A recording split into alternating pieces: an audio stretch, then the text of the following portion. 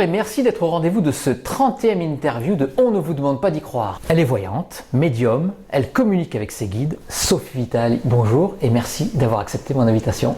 Merci Philippe. Vous dites que vous êtes, sur votre site internet, issu d'une famille de passeurs d'âmes. Expliquez-moi. Passeur d'âme et pas que.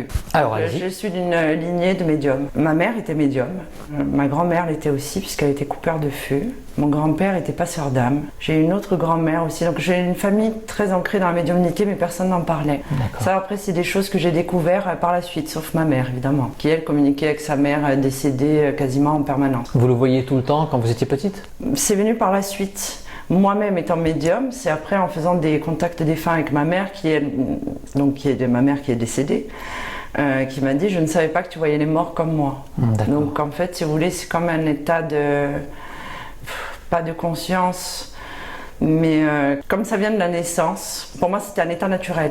Donc c'est au décès de mon grand-père, donc je devais avoir 3 ans à peu près. Je ne comprenais pas pourquoi on parlait de lui au passé, mais bon, quand on a cet âge-là, après on n'a pas trop de souvenirs. Quand ma grand-mère paternelle est décédée, là oui j'ai réalisé. Mais vous avez commencé à avoir des dons de médiumnité à partir de quel âge? Je pense que du souvenir que j'en ai, je pense depuis toujours. Depuis toujours. Jusqu'à l'âge de 4-5 ans, je sentais déjà des présences dans ma chambre. Alors après on me disait mais que non, que les monstres ça n'existait pas, ou des choses comme ça. Et c'est vrai que ce qui a de dommage, c'est que ma mère, elle m'en a jamais parlé. Qui avait aussi des dons. Exactement. Mais elle vous a pas dit que ça n'existait pas, elle vous a pas bloqué aussi? Non, en fait, j'ai eu des épreuves dans ma vie qui ont fait que mon 3e œil, pour moi, est resté ouvert. Qu'est-ce que vous voyez donc? Vous voyez des monstres aussi à l'époque? Non, pas du tout. Non, je sentais des présences dans ma chambre. Vous discutiez avec eux? Bah oui. Normalement, comme si c'était... Oui, après j'ai eu un passage où je passais en courant pour aller dans le couloir, oui, parce que j'ai sentais où j'avais l'impression d'avoir quelqu'un dans le coin de la chambre. Je ressentais certainement l'énergie, mais quand on est enfant, c'est pas quelque chose qui... C'était des gentils? Pour moi, oui, je pense, mais on a quand même cette peur quand on est enfant. Ah oui. Et à l'école, tout ça, vous voyez des trucs bizarres? Non, je faisais pas attention parce que j'avais ma vie d'enfant, je jouais, Non, j'ai pas... C'est après, vers l'adolescence. Donc avec mon frère Johan, nous avons fait des expériences un peu plus... parce qu'on était fans de science-fiction à l'époque, il y avait X-Files, tout ça. Et là, on s'est rendu compte qu'évidemment, j'étais un peu prédisposée, donc sans le dire à nos parents, évidemment. Et c'est vraiment vers l'âge de 18 ans. Après, je suis partie, donc j'ai commencé à travailler. Dans mon travail, donc j'étais coiffeuse, je me suis mise à faire du domicile. Et effectivement, quand on m'appelait, donc je travaillais dans un salon, quand on m'appelait pour faire des gens qui étaient en fin de vie, des choses comme ça, je savais qu'ils allaient mourir. Vous leur disiez? Pas du tout. Non, pas du tout, mais je savais que ce serait la dernière fois que je les voyais et en général je me trompais pas. Donc j'ai toujours eu cette intuition, mais comme c'est quelque chose que j'ai toujours eu, je ne l'identifiais pas. C'est après encore par la suite, c'est mon chemin de vie qui a fait que je me suis vraiment... J'ai fait des rêves prémonitoires, au jour d'aujourd'hui je ne rêve plus. Vous vous souvenez plus de vos rêves ou ne Non, rêvez plus? je ne rêve pas. J'ai pas de souvenir de mes rêves ou peu importe. En ma qualité de passeur d'âme, je sais qu'évidemment la nuit je fais passer beaucoup d'âmes et que... Comment ça se passe une passation d'âme? Bien souvent le passeur d'âme le fait inconsciemment, surtout la nuit. Donc en général, voilà, il peut y avoir des manifestations ou non, c'est quelque chose qu'on fait naturellement. Alors c'est quoi? C'est des défunts qui n'arrivent pas à monter dans la lumière? Est-ce qu'ils vous demandent de l'aide? Oui. Sous quelle manière ça se manifeste? Vous l'entendez? Vous voyez? Oui, parfois il y a des manifestations, mais souvent je sens leur présence. Après ça peut être dans la journée où vraiment, ça va être un peu plus, parce que je reçois les informations, je sais que telle entité peut être à côté de moi parce que c'est des gens ou qui sont décédés d'une maladie qui les empêche de voir, des entités qui font une boucle depuis 200 ans. Ça peut être aussi mes consultants qui ramènent leurs propres entités. D'accord, il y a des consultants, il y a des entités, des défunts qui viennent avec eux parce qu'ils savent qu'ils vont aller consulter une voyante et qu'elle va être connectée. Exactement, certaines restent parce qu'ils ont besoin d'aide, mais en général les choses se font naturellement. Qu'est-ce qu'ils vous disent? J'ai besoin d'aide? En fait on le sent parce qu'ils restent à côté de nous. Les défunts ne restent pas ici, normalement ils doivent partir, ils doivent aller dans la lumière, c'est ça? Ce que vous voyez sur le plan pas terrestre, mais bon, ici-bas, ça veut dire qu'ils ont besoin d'aide à chaque fois? Certaines fois, oui, ou ils ont besoin de prière aussi également. D'accord. Après, comme je vous dis, c'est quelque chose qu'on fait naturellement. On fait le passage, mais comme d'autres médiums aussi. Voilà, c'est pas quelque chose qui me paraît exceptionnel. 2 de mes enfants sont médiums, dont ma fille qui a créé cet article sur le blog qui le dit ouvertement, elle va avoir 17 ans. Et justement, alors elle, moi mes enfants ont été élevés là-dedans, donc évidemment leur 3e œil ne s'est pas fermé, donc ils ont continué de progresser. Mais Chiara, elle, a décidé, au jour d'aujourd'hui, elle est médium, elle l'assume, elle l'a dit publiquement, Mais souvent, elle a besoin de maman. Alors pourquoi elle a besoin de vous? Elle a besoin de moi parce que certaines fois, elle me dit maman, je sens quand même dans mon dos, ou, voilà. Mais elle n'a aucune peur. Moi, je dirais pas que ça l'amuse, hein. Ouais. Mais c'est quelque chose qu'elle vit très bien. Et quand elle vous dit qu'il y a quelqu'un qui lui frappe dans le dos, oui, est-ce que vous voyez cette personne qui lui frappe dans le dos? Oui, voir ou ressentir. Ouais. Plutôt ressentir, hein, je dirais.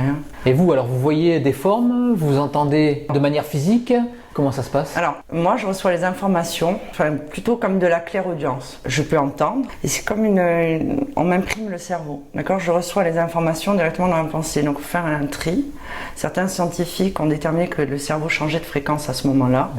Et pour pouvoir donner l'information, on doit rebasculer sur une autre fréquence, qui est la nôtre, d'accord? Parce que là, je dois reprendre une conscience pour pouvoir divulguer. Presque on passait d'une dimension à une autre, quoi. Donc c'est tout simplement le cerveau qui change de fréquence.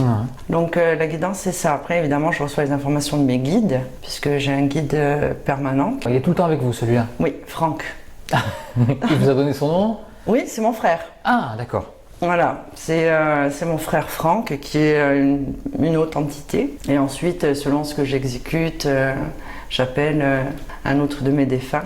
Donc si c'est les soins, j'ai un défunt particulier. Si c'est le passage d'âme également, puisque je suis une famille de médiums. Donc ils n'ont pas du boulot là-haut des fois, pour tout le temps s'occuper de nous? Si, mais ils sont là pour ça aussi. C'est pour ça qu'on les appelle des guides. Ça fait partie de leur boulot. Exactement. Mais après, vous pouvez avoir d'autres personnes qui tournent. Mais les guides, d'après ce que j'ai compris, d'après ce qu'ils ont pu dire, on peut changer de guide aussi dans sa vie. Parce qu'au bout d'un moment, leur travail est terminé. D'accord. Certains viennent pour une bonne raison. Par exemple, vous devez rencontrer l'amour et une fois que c'est fait, la personne peut s'intéresser à un autre membre. Pas forcément de la famille. C'est pas forcément des gens de votre famille, hein, les guides. Hein. Voilà, c'est des défunts qui vous ont choisi. Des guides qui vous ont choisi pour vous aider à accomplir votre mission. Ça peut être des amis ou de la famille d'une vie antérieure, peut-être? Certainement, je pense qu'il y a des contrats d'âme. Vous leur avez demandé un petit peu comment ça se passait là-haut? Les différentes strates, ce qu'ils faisaient, leur boulot.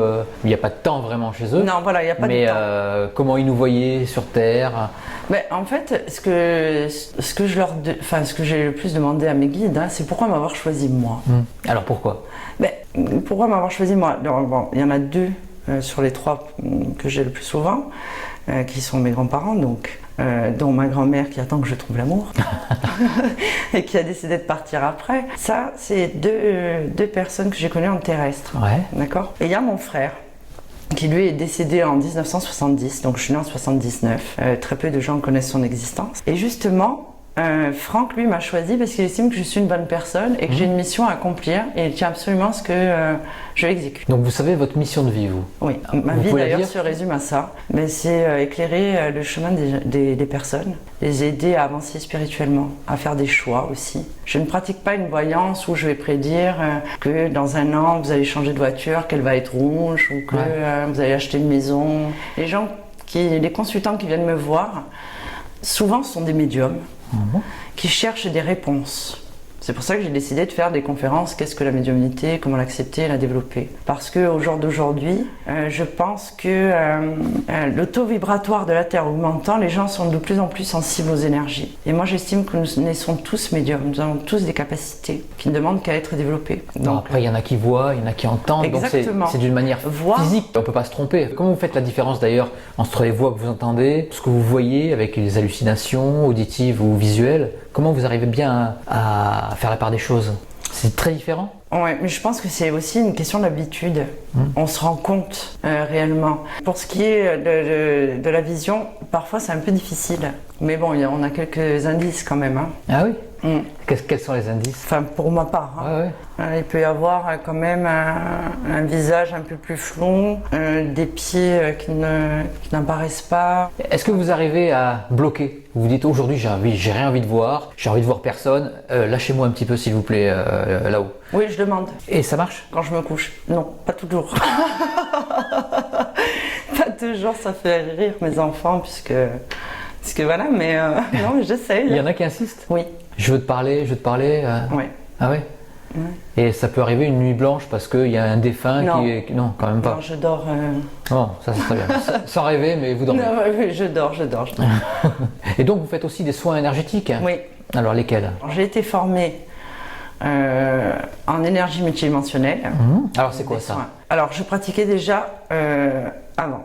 Donc en fait, je vous explique dans mon parcours. J'ai commencé à faire de la voyance et par la suite, je me suis rendu compte, non seulement j'avais des picotements, mais j'ai eu des problèmes de peau au niveau des bras. Donc apparemment, voilà, après vous savez, quand on fait des salons, des choses comme ça, donc ça m'est arrivé, où j'ai pu me lier d'amitié avec d'autres thérapeutes et on s'est rendu compte qu'en fait, je n'utilisais pas mon énergie. Ouais. Donc instinctivement, j'ai commencé par aider les personnes de mon entourage. Et en faisant un peu de recherche, je me suis rendu compte que j'exécutais des soins, mais en guidance, entre guillemets. Ouais, d'accord. Et finalement, ça se rapprochait de l'énergie multidimensionnelle.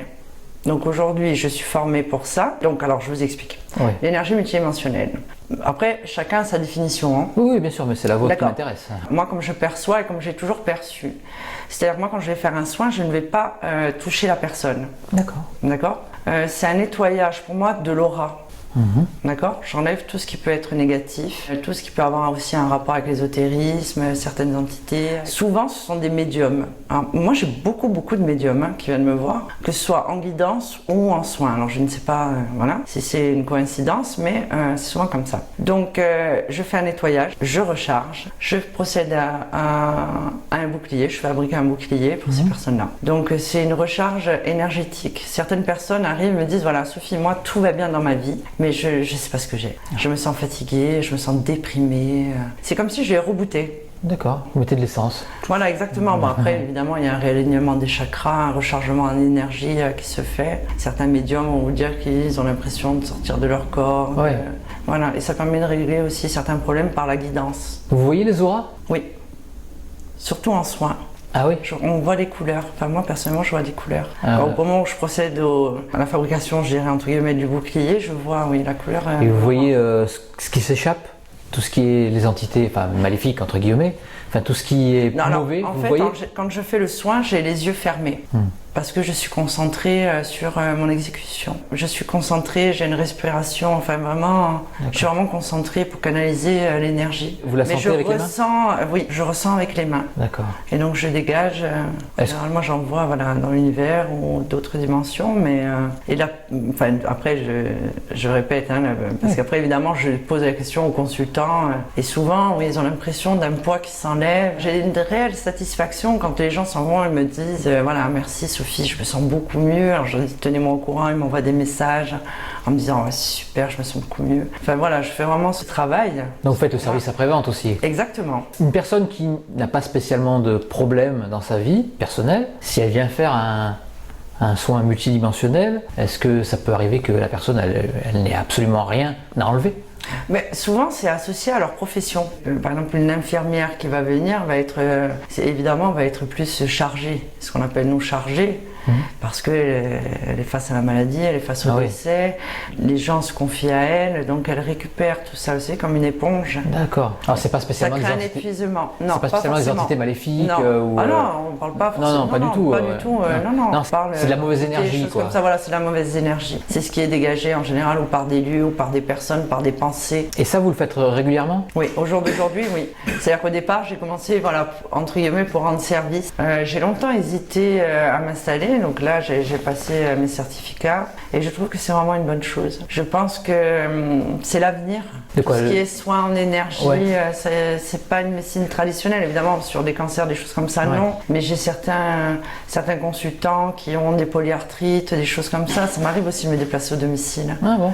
Pour soulager les douleurs. Sur les polyarthrites, donc ça c'est vraiment des mots physiques, c'est pas des mots psychologiques. Ça marche calme aussi. la douleur. J'ai aussi une jeune fille qui a été greffée du bras, qui elle vient souvent, voilà, que je connais personnellement, c'est une amie de ma fille, pour calmer ses douleurs de greffe. D'accord. Qui a pris l'habitude, donc c'est quelque chose que j'ai fait naturellement. Aujourd'hui, à force de développer, évidemment, j'ai une meilleure maîtrise. Ça vient peut-être de votre aïeul qui était coupeur de feu? Certainement. Je pense que c'est elle qui vient à mes côtés, oui. Je suis très fière parce que, comme l'a dit ma fille, justement, personne n'a osé le dire. Alors c'est vrai que dans des familles où on ne parle pas de ça, s'afficher et le dire publiquement, c'est vrai que ça peut créer certaines tensions. Enfin, vous avez toute une armée avec vous en fait. Oui. Ça c'est bien ça. Ouais. C'est la team Vital. Ouais, si on veut. Et quelque part, c'est rassurant. Mais je pense que tout le monde a sa team, entre guillemets. On a tous des choses à effectuer, un chemin qui peut être différent. Est-ce que vous arrivez à voir le chemin de vie de quelqu'un, enfin par guidance évidemment. Par exemple, si je vous demande, dites-moi mon chemin de vie parce que je ne sais pas du tout où j'en suis, est-ce que vous pouvez avoir une réponse? Bien sûr, mais souvent, voilà, moi mes consultations commencent comme ça, donc on fait en utilisant des oracles. Donc je fais aussi la cristallomancie, donc qui est la boule de cristal, qui permet un déclenchement de flash.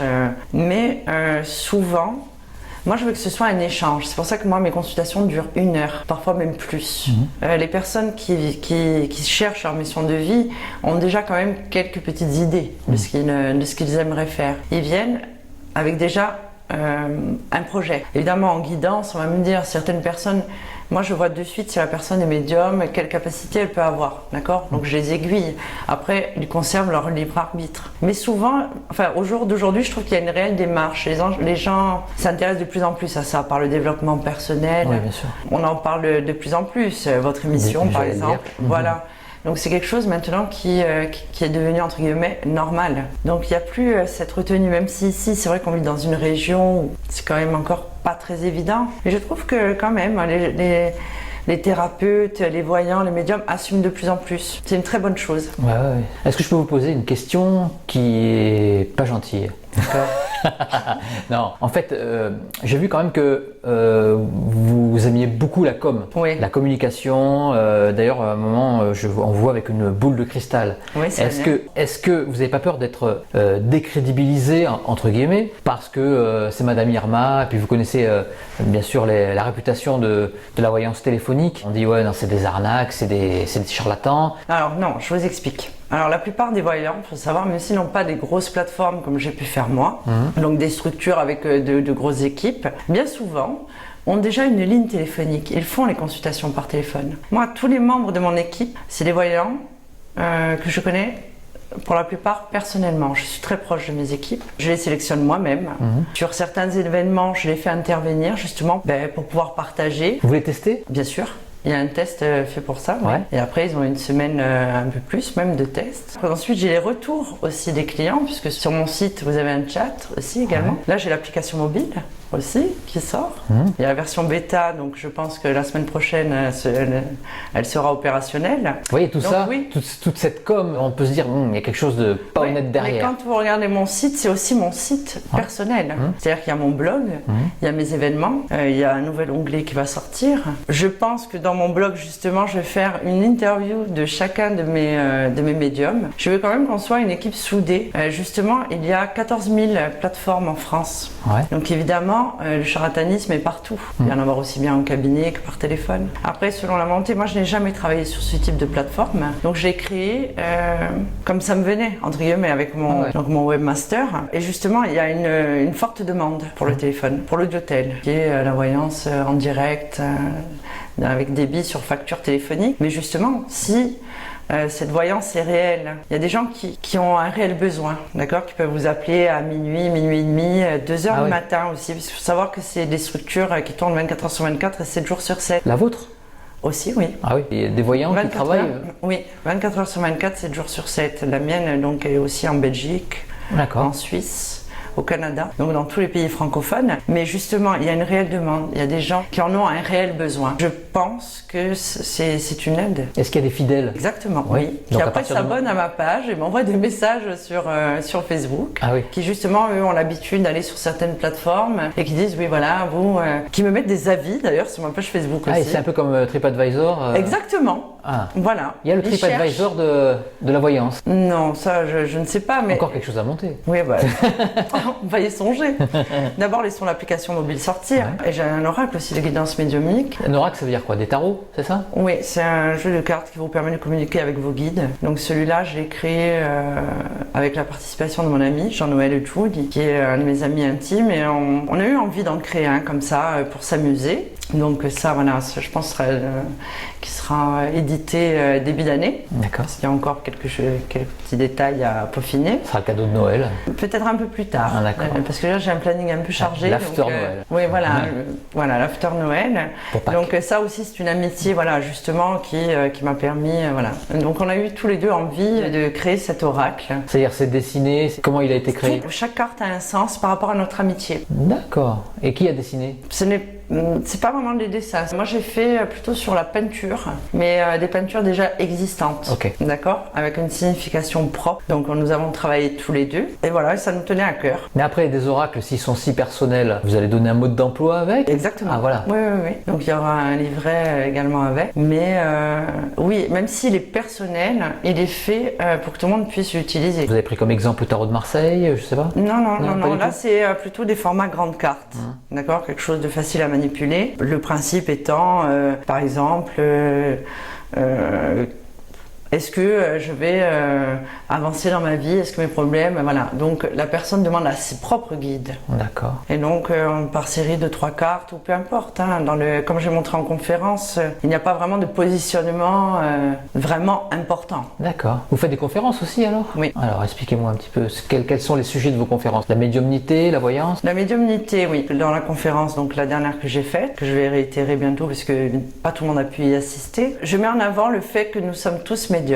Les personnes qui viennent y assister sont sensibles, cherchent des réponses. Dans cette conférence, je leur explique que la médiumnité, oui, ça signifie intermédiaire, mais la médiumnité ne se résume pas à faire du contact défunt ou à entendre en clairaudience ou faire de la voyance. C'est tout simplement être sensible aux énergies. Et ça veut dire quoi être sensible aux énergies? C'est ressentir une atmosphère, sentir des situations, l'intuition. L'intuition, c'est important? Oui. C'est une sorte de médiumnité, l'intuition? Oui, c'est être sensible. C'est-à-dire on nous parle par l'intuition? Exactement. Vous pouvez par exemple dire je donnais un coup de volant, je sais pas pourquoi, au dernier moment, quelle chance. Ouais. Non, il n'y a pas de hasard, ni dans les rencontres, ni dans les gestes ou dans les pensées. On peut vous dire, voilà, vous pouvez lui dire c'est vrai, ça fait longtemps que je n'ai pas appelé cette personne, il faut que je l'appelle. Vous ne savez pas pourquoi, effectivement, cette personne à ce moment-là a besoin de vous. Vous croyez aux anges gardiens? Oui, c'est nos guides. C'est pareil, hein. Les anges gardiens, les guides? Pour moi, personnellement, oui. Après, on peut travailler, demander aux archanges des protections ou des interventions. Mais oui, ce qu'on appelle communément les anges gardiens, bien souvent, mon ange gardien, on va vous dire c'est mon frère, c'est mon fils, c'est nos guides. Et les anges gardiens, ils sont tout le temps avec nous? Oui, mais ils se relaient. Comme un peu les guides selon la mission. Ils se relaient, oui, exactement. Non, mais dans la journée, parce qu'après, ils ont leurs activités, ils se relaient. Tout simplement, oui. J'aime bien savoir un peu ce qui se passe là-haut. Et moi, je m'en rends compte quand je fais les consultations, selon le débit de ma voix, je sais si c'est tel guide ou si c'est un autre. Par rapport à ce que vous entendez? Par rapport au vocabulaire. Le vocabulaire qu'on vous envoie. Et mon débit de voix. Pourquoi? Vous êtes possédé, enfin, entre guillemets, possédé par le guide qui vous parle? C'est difficile à expliquer. Ouais. C'est comme expliquer le soin, ce que va ressentir la personne. C'est difficile à expliquer, mais je me rends compte. Alors souvent, c'est mes enfants, ils me disent, mon Dieu, maman, mais je reconnaissais pas, tu parles différemment. Donc c'est vrai, selon le débit, je sais qui est avec moi. Intéressant. Oui, mais je suppose que c'est un peu tous les médiums pareils, ceux qui pratiquent la guidance. Ouais, je me rends compte au vocabulaire. Est-ce que vous voulez rajouter quelque chose par rapport à votre métier ou par rapport à la médiumnité en général? Non. Non, c'est bon. Eh bien, on va s'arrêter là. Et je vous dis un grand merci. Merci Philippe.